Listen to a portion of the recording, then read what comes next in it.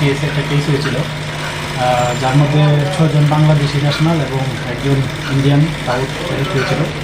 তো আমরা যথারীতি তাদেরকে মানে আইনি পদ্ধতি মেনে কোর্টে পাঠাই এবং তাদেরকে ইন্টারোগেশন করা হয়। ওই ইন্টারোগেশনে অনেকের নামই বেরিয়ে আসছে, তার মধ্যে গতকালকে আমরা 2 জনকে অ্যারেস্ট করেছি এদের মধ্যে।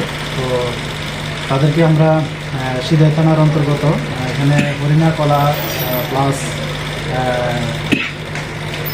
একটা জায়গা আছে, ওইটার পাশেই জিপুর পাশে তাদের বাড়ি, বর্ডার ফেন্সিংয়ের পাশে। তো আমরা সিদাই পিএসের সহযোগিতা নিয়ে 2 জনকে অ্যারেস্ট করেছি এবং এদের একজনের নাম হলো গৌতম সরকার, একজন হলো বাপন বন্ধু।